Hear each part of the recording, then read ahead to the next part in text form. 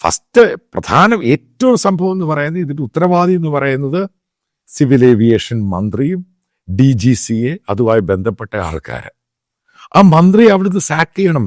അമിത്ഷാ ഇടപെട്ടിട്ടാണ് ഈ സംഭവത്തിന്, ഈ പ്രശ്നത്തിന് പരിഹാരം ഉണ്ടാക്കിയത് ലാസ്റ്റ് മൂവ്മെന്റ്.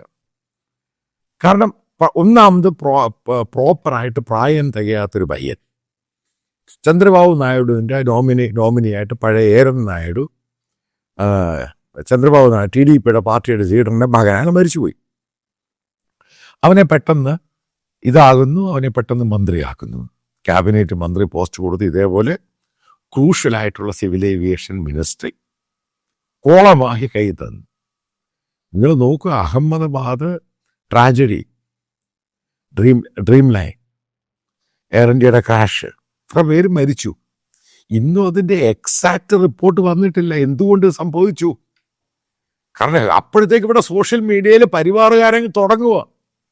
ഒരു കുറ്റം എന്താണ് സംഭവിച്ചത്, അതിനൊരു റിപ്ലൈ ഇല്ല, അതിനൊരു മാർഗമില്ല.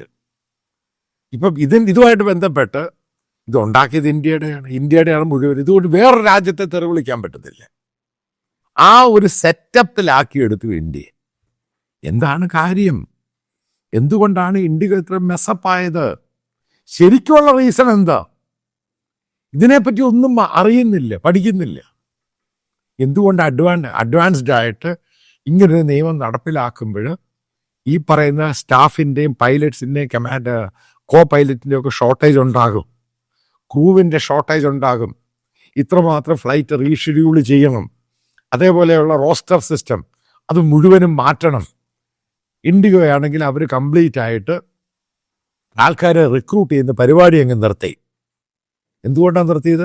ഫർദർ അവർ റിക്രൂട്ട് ചെയ്ത് കഴിഞ്ഞാൽ അവർക്ക് ഇൻവെസ്റ്റ് ചെയ്ത പല ആൾക്കാരും ചോദിക്കാൻ തുടങ്ങി, ഇതിൻ്റെ ഇത്രയും സ്റ്റാഫിനെ എടുത്തിട്ട് നിങ്ങൾ എയർലൈൻസ് ഓപ്പറേറ്റ് ചെയ്ത് കഴിഞ്ഞാൽ അവർ ഇൻവെസ്റ്റ് ചെയ്തവർക്ക് പണം വേണ്ട, ഇത് ലാഭം, ഇത് കച്ചവടമല്ലേ ബേസിക്കലി. കാരണം അവർക്ക് മൊണോപ്പൊളിയാണ്, അവർ തീരുമാനിക്കുന്ന രീതിയിലെ കാര്യങ്ങൾ പോകത്തുള്ളൂ. ഇതാണ് പറയുന്നത്, പല രാജ്യങ്ങളിൽ ഈ മൊണോപ്പൊളി എന്ന് പറയുന്ന പ്രശ്നമാണ്.